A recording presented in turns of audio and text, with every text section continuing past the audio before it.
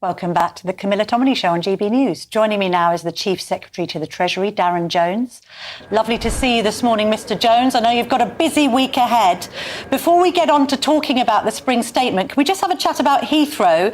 The CEO, Thomas Waldby, has said he's proud of his team. Do you agree? Well, good morning, Camilla. Look, I'm sure the team at Heathrow responded in line with their normal policies in response to a critical incident like the one we saw. But evidently, we need to do this review that the Energy Secretary has announced with the energy regulator and system operator to understand why there was a single point of failure in the way there was for this fire at the substation, resulting in Heathrow, a critical piece of national infrastructure, having to close in the way that it has. I'm sure there are some lessons there that can be learnt. And we'll be working with the operators at Heathrow as well as with our regulators to make sure that we do so. Has the government ruled out sabotage now? Because there seems to be less dialogue about it being about perhaps a terrorist threat or indeed the work of an outside agent. I'm not briefed on that information, I'm afraid, Camilla, so I can't tell you. I mean, I'll have to refer you to comments from Number 10 and the Department for Transport. But of course, when we think about the resilience of our critical national infrastructure, we have to consider all of the different issues that may be in play, from climate through to security and policing issues in the way that you've described. OK, let's get on to subjects you can talk about. The Times had leaked a letter that you've written to government departments in the week calling for the, quotes, ruthless prioritisation of government spending.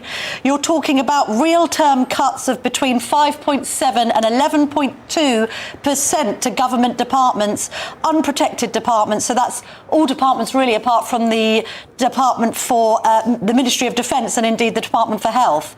In what world isn't this austerity?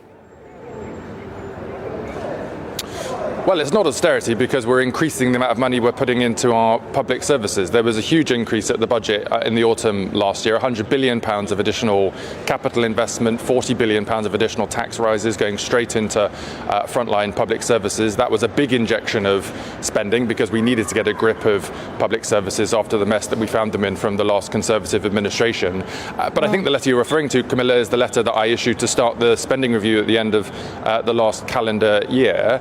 And we have asked departments to plan against certain scenarios, but we've not come to any conclusions yet. We're going to be in the middle now of negotiating those spending plans. It's right that we're looking line by line at every pound that government spends. The first time that's been done in 17 years. And we want to make sure that we're modernising the state so that it's achieving better outcomes for people in the future at a lower cost. OK, but if you're modelling up to 11.2% in cuts, then some departments could have to cut by that much. Well, as I say, that's not a decision that has been taken. They're what we call planning assumptions, where we ask departments to look line by line through what they're spending and to come back with different kind of buckets of critical spend, low value for money for spend, spend that might be in relation to priorities of the last government that's not a priority for this government. And we're now just working through that process of negotiation, where we're looking at those results line by line. And we publish the public spending plans in June. They will all be geared towards delivering our plan for change, the priorities that this government was elected on to deliver for people across the country. Although government spending will still be around 45% of GDP by the end of this Parliament. So it's not really bringing government spending down at all overall. Well, that's my point. That's why it's not austerity, because we are increasing spending into public services. But that doesn't mean that there are not difficult decisions elsewhere in the public sector to take. One of the things that we've been speaking about today and this week, for example, is the public sector is still quite unproductive. We have a lot of old IT systems. There's a lot of things still done on paper. Anyone that's trying to engage with public services knows that it's quite difficult to do so. And we just know from looking at the private sector, there's a huge amount of opportunity there to improve productivity, to free up cash and to invest that back into frontline public services. So it's a bit like the welfare cuts that weren't really cuts, they're just a growth reduction. Well, the welfare changes were a reflection of the fact that the welfare system, as designed, was not being operated in that way. That's why they've needed to be reformed to make sure that we're supporting people to get into work, and for people who are the most severely disabled or who can't work, that they get appropriate support too. It's right that we look at these systems, whether it's welfare or the administration of the state or public service spending, to make sure that we're being as effective and productive as possible, because that's what people would expect us to do when we're using their money. I know, but government spending in 2024 to 25 as follows. Benefits, £314 billion. That's bigger than the health budget, £202 billion. So when you say you're going to cut £5 billion from benefits, all you're really saying is that growth from now till 5 years' time isn't going to be £49 billion, it's going to be £45. It's just a growth reduction, it's not a cut at all, is it? Well, partly, Camilla, you'll recognise that we are an ageing population, so we're not having as many babies, basically, as our parents and grandparents did. So we've got more older people who are coming into their pension age. They're able to obviously draw down their pension, and that's why the pensions cost of the Department for Work and Pensions budget is growing, because we've got more people claiming their pensions. They're entitled to do so, and we have to pay for that. But where there has been system failure or kind of design failure in policy elsewhere, we do also need to get a grip of that, which is what we're doing. But you've also got a problem with not enough young people in work. The number of young people claiming benefits now has shot up. You're asking people to come off benefits and go into work, and yet Rachel Reeves came up with a budget in the autumn which has absolutely clobbered businesses. Businesses are now saying we're reluctant to hire because we're paying far too much in national insurance contributions. So you're trying to get people into work, but you're not facilitating businesses to hire them. You're clobbering business. Well, we've increased national insurance contributions that employers have to make. That is true. But we've seen from the jobs figures over the last quarter a growth of nearly 200,000 new additional jobs in the labour market here in the UK. That is a good thing. And the important thing for younger people who are out of work and being stuck on universal credit, not being able to get into work, is that we need to help them to be able to get better if they're sick. Often that's about access to mental health services.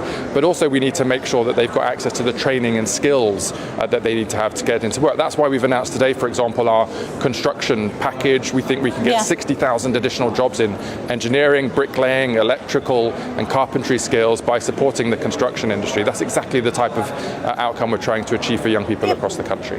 Well, yes, if construction firms can afford to take new staff on. We've got 300,000 SMEs saying that they plan to lay off workers because of the budget. We've got the number of companies listed on Companies House down for the first time since 2012. We've got 203,000 businesses having folded since Labour took power. And there's also been a 15.5% drop in new businesses starting up.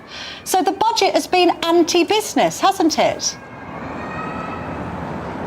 Well, not if you look at the fact that, as I say, there's been nearly 200,000 additional new jobs created in the economy. Can you look at my figures that I've just cited?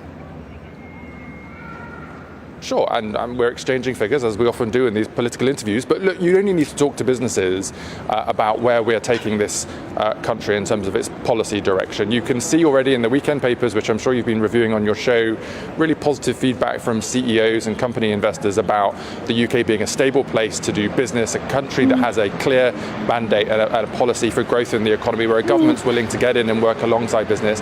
And that's what we've done with this construction task force. I mean, the package has been built alongside the construction industry. This is endorsed by businesses in the construction industry.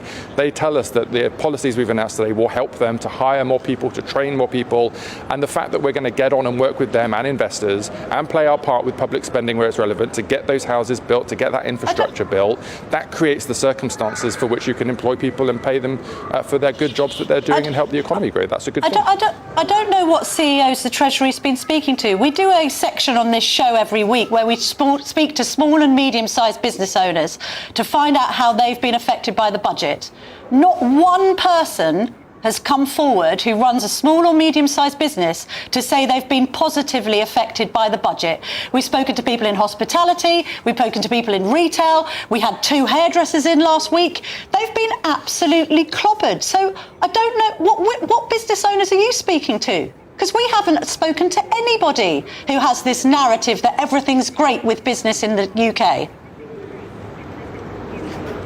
Yeah, I mean, and look, we want to go further and faster on the economy. We recognise we need to get more growth into the economy and to help businesses to do that. But as you would expect, we talk to businesses of all sizes, big companies, like I said, in the construction industry, all the way through to SME and startup builders who we want to support to be able to get houses built in this country. And it's worth remembering that in the budget, the national insurance changes for employers was designed in a way to protect smaller businesses. It's right to say that 50% of businesses in this country will either be paying the same as or less than they did before, because we took that step to try to protect smaller businesses in what I recognise was a difficult budget for business, but allowed us to honour our pledge to not increase payslip taxes that people pay when they go to work, or VAT in the shops, whilst getting a grip of the mess that we'd inherited from the Conservatives. All right, a quick word on net zero. The business department came out with a report this week which was leaked to The Sun. The report showed that net zero will impact negatively on GDP by 2030 by 10%, increase national debt, increase the risk of a financial crisis and hit the poorest the hardest. Why on earth are you proceeding with it? Well, I've not seen that report, but what I would say from what you've asked me is how you do net zero is important. When you're talking about energy security, when you're talking about jobs in the energy sector, when you're helping people's homes be protected from flooding or resilient to extreme weather, that can be a good thing for the economy, it can be a good thing for jobs, it can be a good thing for people and businesses, but you've got to do it in the right way, which is what we're focused on doing. All right, Darren Jones, we need to leave it there. Thank you very much indeed.